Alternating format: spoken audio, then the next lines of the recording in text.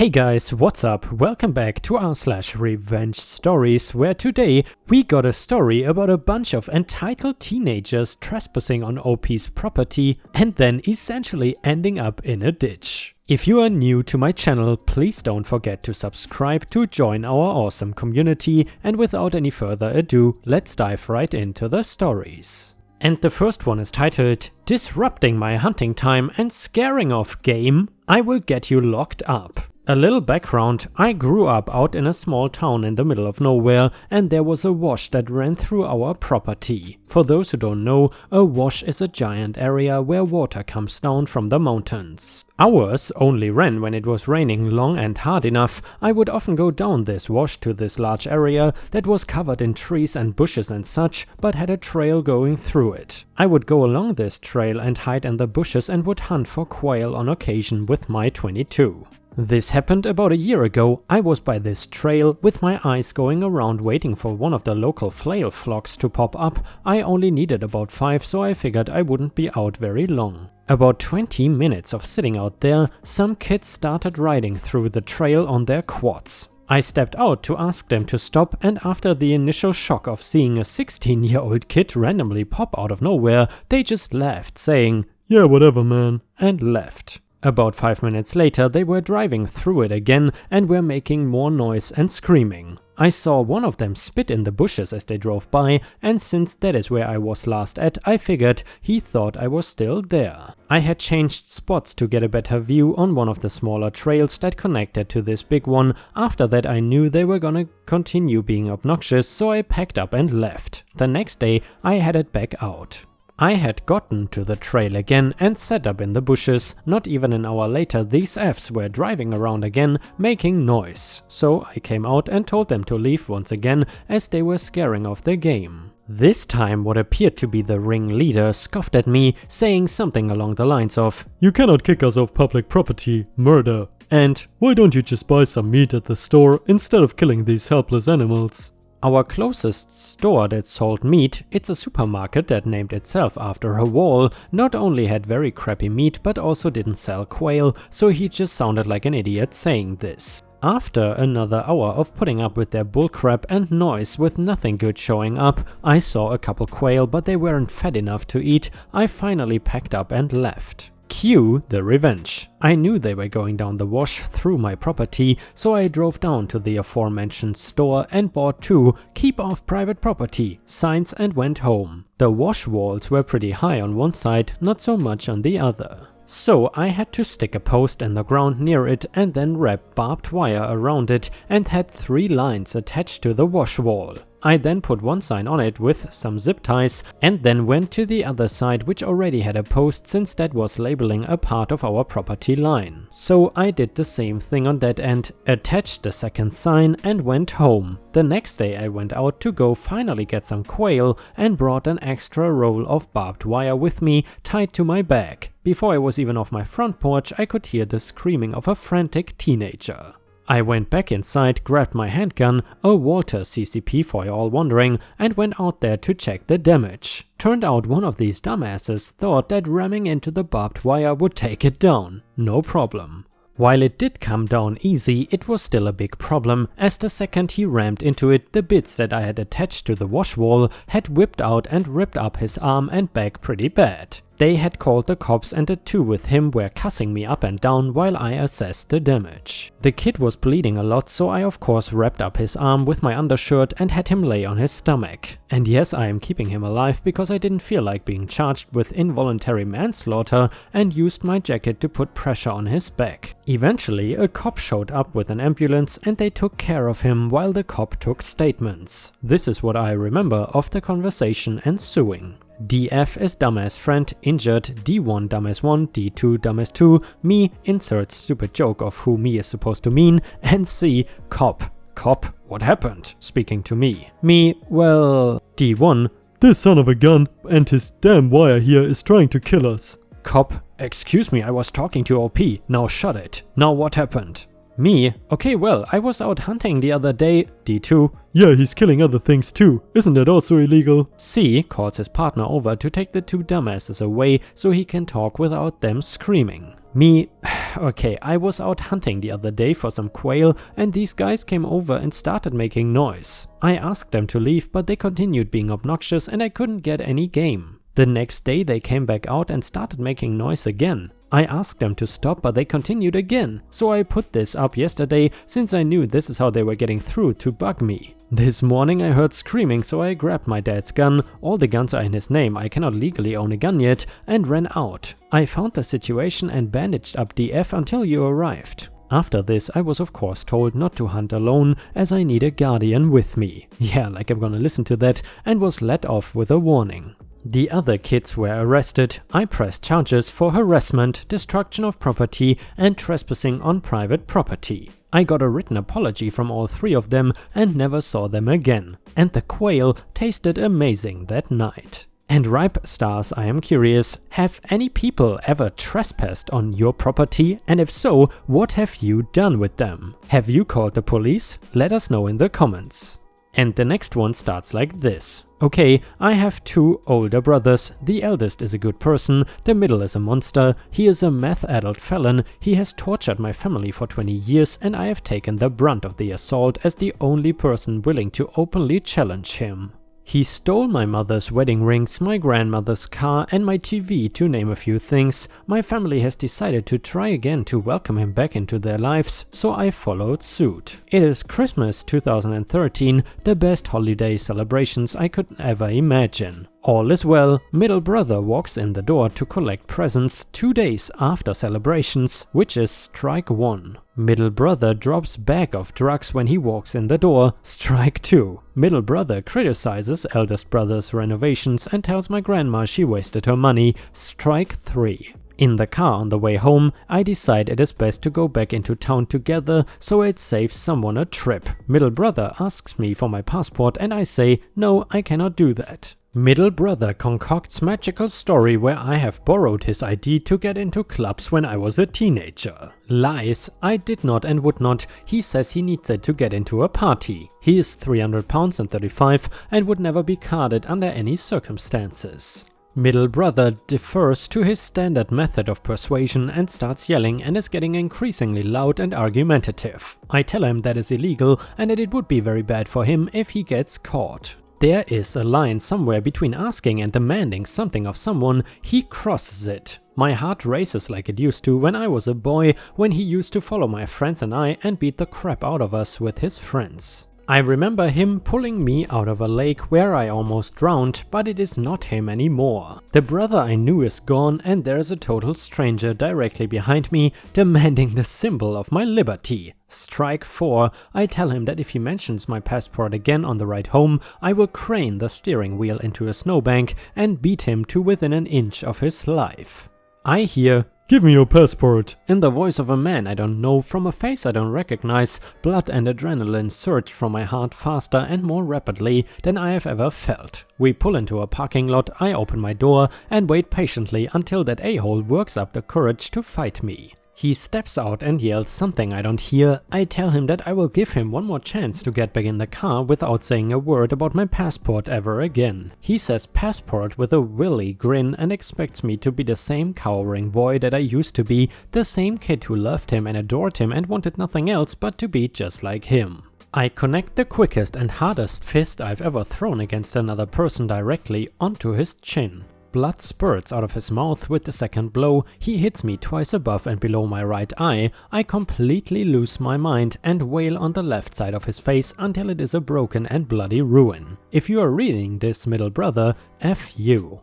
And the next one reminds me of the bank I dealt with when we bought our house. Wife and I saved for years so we could come in with $110,000 down, about 1/3 down. It was a bank-owned house but had a bad roof, an oil tank that hadn't been decommissioned and a septic tank that needed to be pumped.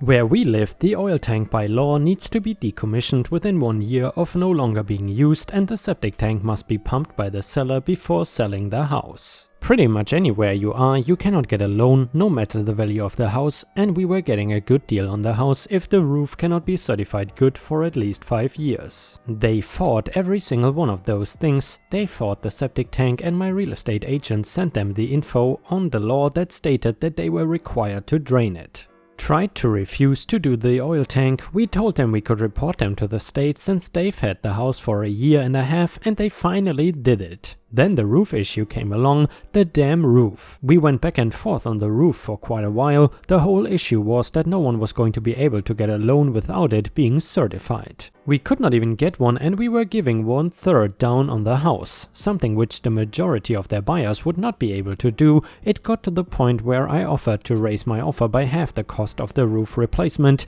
Now keep in mind that we are offering more down than pretty much anyone else would offer, and for anyone else to get a loan the bank would have to get the roof fixed. Well, the bank refused and tried to tell me that I had to pay the amount up front prior to the sale of the house. That's right, they could take the 6K for roof replacement and then walk away from the deal and sell the house to the next person for more with a nice new roof. When my real estate agent told me, she said that she was in shock that they even tried to suggest it. I told them that I wasn't going to give them 6K to improve their property and be at risk of being out the money if the deal didn't go through. They then had the nerve to ask me if I wasn't planning on following through with the deal, as if that was why I wouldn't give them the 6K. I told them that at this point I didn't think they were dealing with me in good faith and I wasn't going to give them any money up front. They haggled a bit more and I finally told them that there would be no deal made that involved me giving them money up front and that if they wanted to end negotiations now because of that, that was their choice. Which would have sucked because I already had 1K into it in the form of things like inspections and retention fees, etc. But at that point they gave in and replaced the roof so that we could get our loan. In the end, joke's on them, the house has gone up well over 100K above the value we bought it at based on state tax assessments. I later ended up talking to the previous owner and found out how the bank had repossessed it, at least his story. He claims that he was starting a business and had signed into agreements that obligated him to pay money into it. Well, apparently the bank pulled the loans at the last second, forcing him to default on those obligations. It made it so he didn't have the money to pay for the house and he lost the house. Not sure how much truth there is to it, but as far as I am concerned, the entire bank was full of crooks and I am willing to believe him. Fortunately, he owned another house/cabin, he moved there and then later retired to a house in Arizona.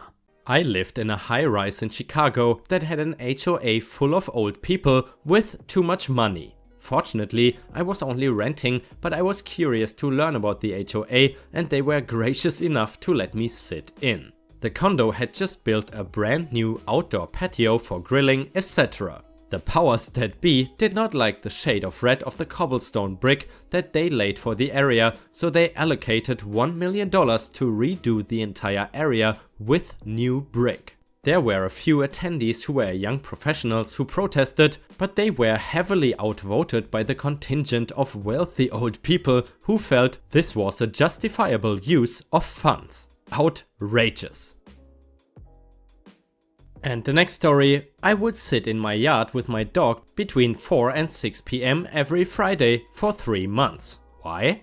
Because the HOA would measure my grass every effing Friday. My lawn guy was the best and I refused to switch. However, he could only come on Saturday. HOA let us choose which day we inspected. Everyone voted for Saturdays, but they secretly vetoed it and came Fridays but claimed it was Saturday they were coming. To prove this, I sat with my dog every Friday waiting for him. He would park, wait a while, then go to another street and measure there. My street was the only one who did not receive fines for breaking the agreement. It became a party when everyone figured out what I was doing. People would cook out in the front and we would all go throw on coals and food as needed. I got reported for something or other after the 3-month marker, so I brought my supercut 3 months of timestamped videos and submitted them to the HOA distribution list before I went to meet with them.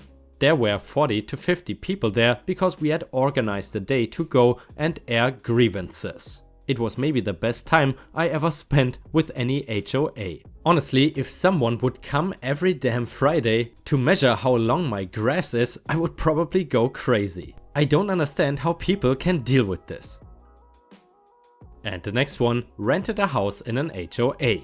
It was not too bad, just normal stuff, but every now and then some board members would tool around and hand out fines for dirty driveways and such.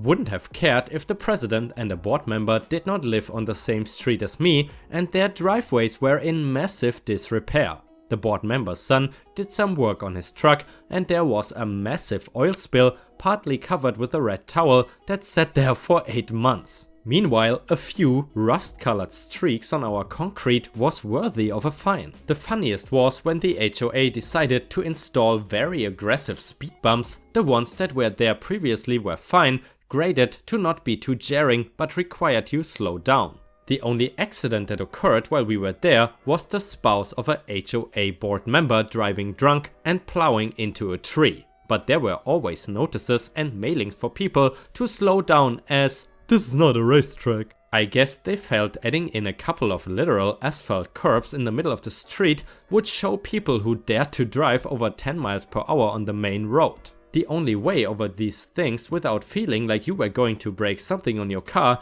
was to ease up the first side. Come to a complete stop, then slowly ease down the drop. Once for the front wheels, another for the rear. Some people had just taken to driving on the grass around them, so they put up concrete barriers there. After a few weeks, someone decided to pour diesel fuel on the speed bumps the day before the garbage trucks did their rounds. The speed bumps got completely destroyed.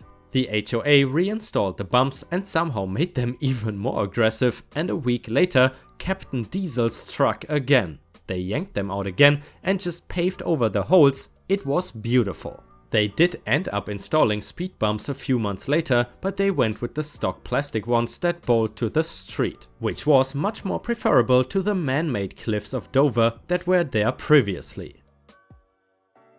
And the next one, other way around, my mom was the president of the HOA for her backwoods little neighborhood. Everyone used one well. The well had a problem, so no one had water. It was $800 for a temporary fix or $2,000 for a permanent fix. My mom had a meeting where out of the 30 people, 5 showed up. No big deal, those 5 people funded the $800 to get it fixed since they have been without water for almost a week. No one would split the cost and dues were so low it did not cover them, so those 5 people paid for everyone's well. Well, in preparation for the actual fix, she tried to raise money but only got half a way there when it broke. My mom went door to door asking for everyone's share before they would fix it. It was like $50. It was another week without water. No one would pay for the well they all used. Finally, around half of the neighborhood raised the money to fix it. Later, they all had a huge barbecue at my parents' house, but the people who did not pay were not invited. It's actually interesting to hear the other side of the story, because obviously there can also be positive precedents for HOAs. And ripe stars, unfortunately we have already reached the end of today's video. I hope you enjoyed the content. However, if you cannot wait for more ripe content, then I suggest you head on over to patreon.com/ripeyoutube, where you can find more exclusive Reddit content read by me. Patreon subscriptions start at just $1 per month, and for $1 your name will show up at the end of each of my new videos. However, if you are willing to spend $3 per month, you will get access to more than 50 exclusive Reddit videos, mostly just no mother-in-law stories. However, please understand, I don't want to pressure anyone into spending money, because I am already incredibly grateful that you watch my videos every single day. Thank you so much for your daily support, it really means the world to me, and I hope to see you again tomorrow for the next video.